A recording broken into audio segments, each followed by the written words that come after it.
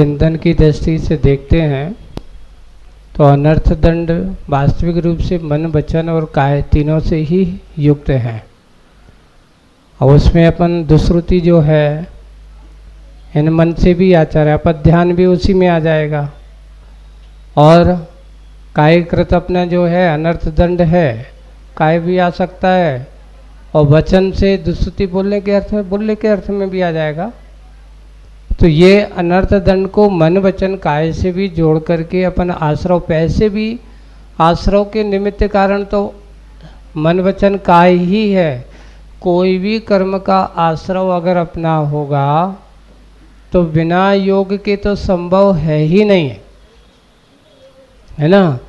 केवली भगवान के पास 13वें गुण स्थान में है तो तीनों योग में से एक योग उसमें निमित्त कारण है, कर्म के आश्रय। तो ऐसे ही अनर्थ दंड भी जब भी किया जाएगा और अनर्थ दंड होगा तो बिना योग के तो संभव है ही नहीं है।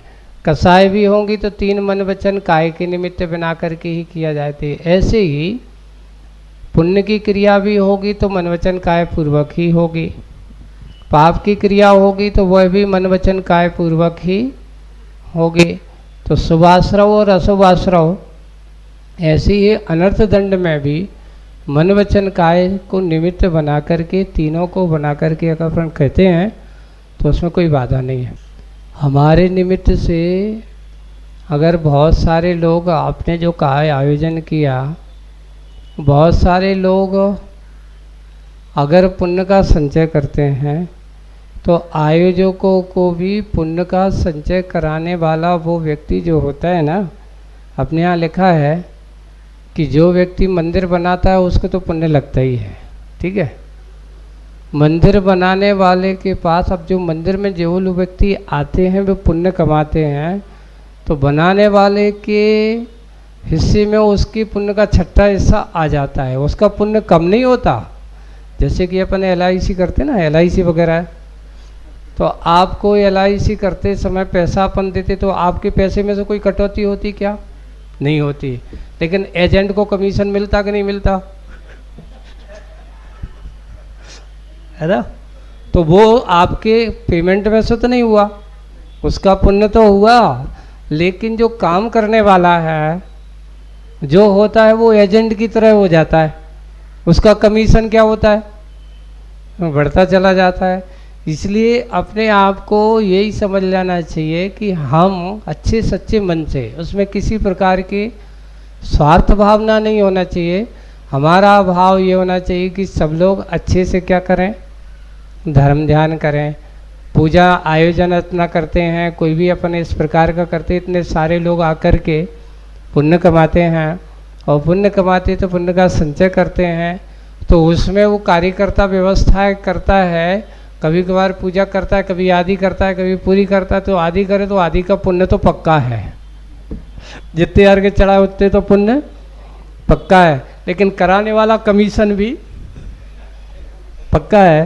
तो अपने आप को कभी ये मत समझो कि हम नहीं करते हैं, अच्छे कार्यों में अपने आप के सहयोगी बनो, और जितना बन सकता है भक्ति भाव के साथ उसमें भी अपने आप को सहभागी बनाए रखना चाहिए, कभी पीछे नहीं हटना चाहिए। कभी ये मत सोचो मैं करता हूँ, ये लोग पुण्य कमा के चले जाते हैं, मुझे तो कुछ नहीं मिलता, ऐसा नहीं सोचना चाहिए।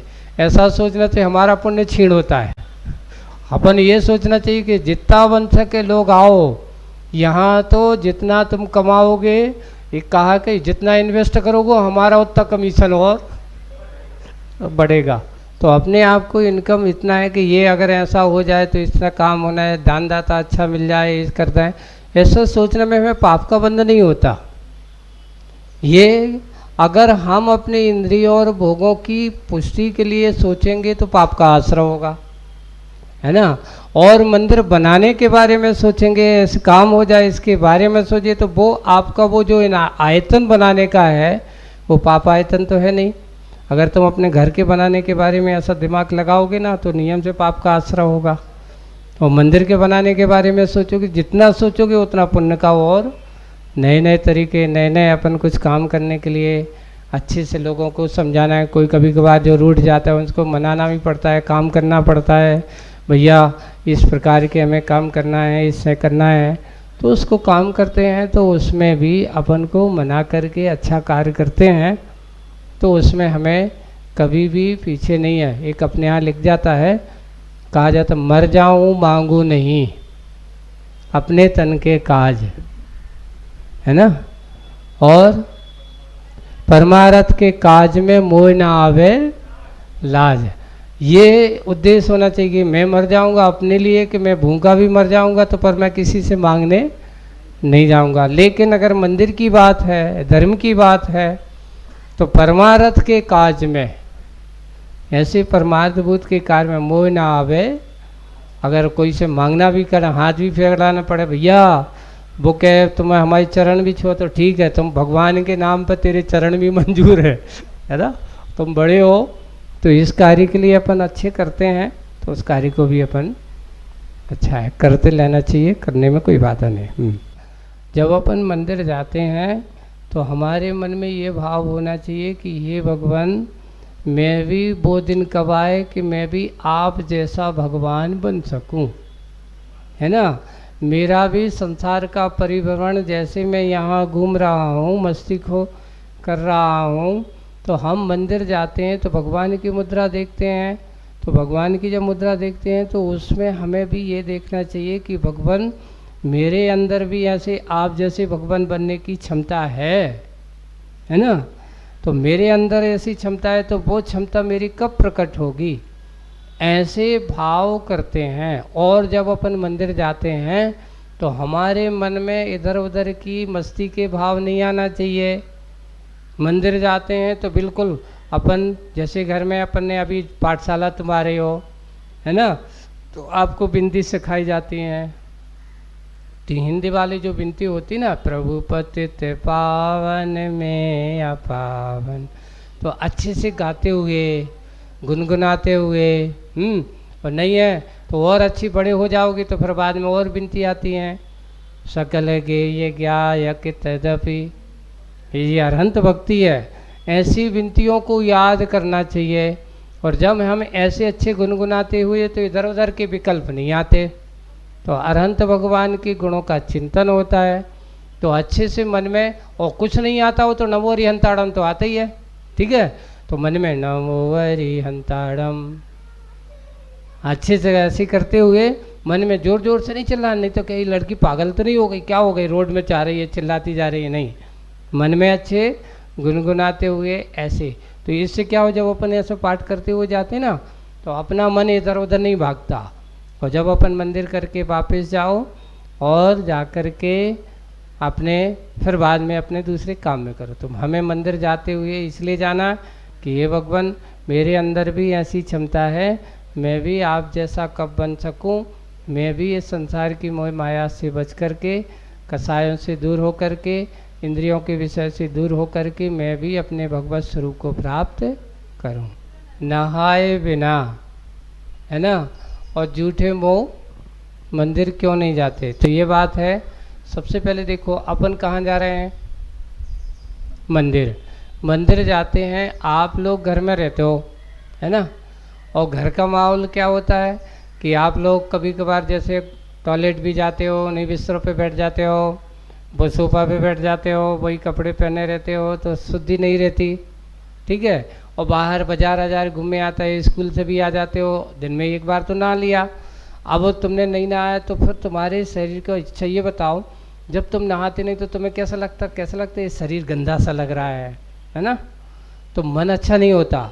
तो मन में विकार ना हो, मन में प्रसन्नता अच्छी हो, तो अपने यहाँ कहा द्रव्यस्य शुद्धम अभिगंध यथान रूपम, द्रव्य की शुद्धि के अनुसार भाव भी वैसे होते हैं। आप लोग पढ़ते हो ना कि अगर हमारा द्रव्य पवित्र नहीं है तो भाव पवित्र नहीं हो सकते, इसलिए हम धुले हुए कपड़े पहन करके नहा करके मंदिर जाते हैं। हमारी शारीरिक शुद्धि अच्छी रहेगी तो हमारे मन भी कैसा रहेगा, अच्छा। भगवान के मंदिर जाकर इसलिए स्नान करके ही जाना चाहिए, है ना। और जब मंदिर जाते हैं तो अपन क्या बोलते, प्रवेश करते सबसे पहले मुख, अगर कुछ खाया पिया हो तो कुल्ला करना चाहिए, क्योंकि खाते पीते हुए भगवान के मंदिर नहीं जाते और मंदिर में कुछ खाना पीना भी नहीं चाहिए। कुछ बच्चों की आदत होती धीरे से, कुछ होते ना, अब वो छोटे रहते हैं कि वहाँ चिटक लगी धीरे से खा ली, तो वो उसमें लगता है दोष लगता है। मंदिर के द्रव्य को खाते हुए झूठा मोह करते हुए वहाँ जाते हैं तो मंदिर की पवित्रता नष्ट होती है। और जब अपन मंदिर में प्रवेश करते तो निश्चय क्यों बोलते? तो निश्चय इसलिए कि भगवान मैं आपके दर्शन करना चाहता हूँ, है ना, यहाँ आया हूँ। मान लो आप किसी के घर पे जाते हो तो सीधे घर में घुस जाते हो, उससे पूछते कि नहीं मैं आ जाऊँ? मान लो किसी के यहाँ घर पे जाते तो बेल बजाते हो कि नहीं बजाते हो? तो बजाना। तो ऐसे ही जब अपन भगवान के मंदिर जाते ना तो ये बेल बजाना निश्चय ही, भगवान मैं दर्शन करने आया हूँ, अगर किसी को कोई बाधा हो तो मुझे क्षमा करना, है ना। तो वो सामने वाले को आवाज़ मिल जाती कि अरे भाई कोई आया है, तो वो भी अगर मान लो आपने निश्चय कहा, वो दर्शन कर रहा हो, तुम्हारी आवाज़ सुन करके वो क्या करता, साइड दे देता, अरे भैया इसको भी दर्शन करना दो, है ना। तो ये भी एक रीज़न होता है। और मैं बिल्कुल सही हो करके आया हूँ, बिल्कुल कोई विकार नहीं, सारे विकार बाहर छोड़ करके जाना, इसका नाम निश्चय का अर्थ ये भी होता है। और कि जो व्यक्ति मन को एकाग्र होकर के पढ़ता है तो वो याद जरूर होता है। और कभी कभार क्या है, किसी के व्यक्ति का ज्ञान का क्षयोपशम ज़्यादा होता है, किसी का ज्ञान का क्षयोपशम कम होता है। किसी व्यक्ति को एक बार पढ़ने में ही याद हो जाता है तो वो कहलाता है क्षयोपशम, यानी विशेष रूप से उसके अंदर उसने पहले कभी ना कभी किसी को ज्ञानदान दिया होगा, है ना, कभी ना किसी का अच्छा कोई काम पढ़ने में सहयोग किया होगा, है ना। इसलिए हमें कभी किसी की पढ़ाई में बाधा नहीं डालना चाहिए। कभी कभार हम बच्चे लोग क्या करते हैं, अज्ञानता मस्ती के कारण से कोई व्यक्ति पढ़ता है तो लाइट बंद कर देते हैं, है ना। तो जो व्यक्ति ऐसा करते हैं उनको अंतराय कर्म के साथ साथ ज्ञानावड़ी कर्म का बंद होता है, और जब ज्ञानावड़ी कर्म का बंद होता है तो उसको जल्दी याद नहीं होता। तो कभी भी किसी की पढ़ाई में, अच्छे कार्यों में बाधा नहीं डालना। मान लो वो पढ़ रहा है तो उससे पूछना भैया मैं आ जाऊं या दीदी मैं आ जाऊं, बोले कि क्यों, और आप गए और सीधे मस्ती करने लगे, उसको डिस्टर्ब हो गया, है ना। डिस्टर्ब होगा तो तुम्हारे लिए, तुम डिस्टर्ब करोगे तो तुम्हारे लिए कौन से कर्म का बंद होगा, ज्ञानावर्णी कर्म का। तो ज्ञानावर्णी कर्म किसी के पढ़ाई में बाधा नहीं डालना। तो कभी कभार जो बच्चे ऐसे होते ना तो उनके लिए जल्दी याद क्यों नहीं होता, क्योंकि उनके ज्ञानावर्णी कर्म का तीव्र हृदय होता है, इसलिए उनको याद नहीं होता। यानी तुमने कभी किसी को बाधा डाली होगी इसलिए आज तुम्हें याद। इसलिए अपन को क्या करना चाहिए कि अब अच्छे से पढ़ना है, सबसे पहले पुरुषार्थ करना चाहिए एकाग्र मन हो करके। और एकाग्र मन हो करके कभी भी अच्छे से पढ़ोगे, नियम से पढ़ोगे, और नियम लेकर के पढ़ना चाहिए। एक बार जो बच्चे सरस्वती स्तोत्र पढ़ते हैं उनको जल्दी याद होता। आप लोगों को जितने भी बच्चे हैं, अभी एक छोटा सा है, 8-9 पद होते हैं सरस्वती स्तोत्र के, है ना।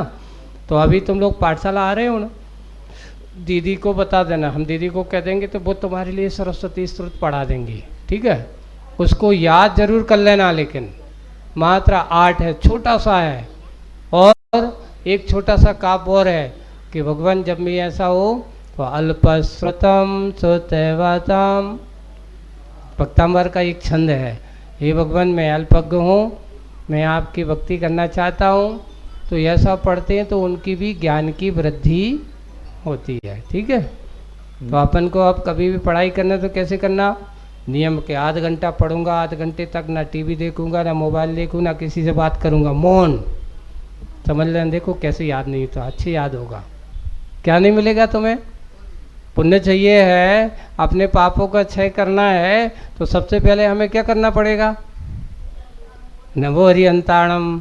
तो अपन भगवान का नमो हरिहंताणम बोल करके क्या करते हैं, भगवान के सामने खड़े होकर के नमस्कार करते हैं, नमोस्तु करते हैं।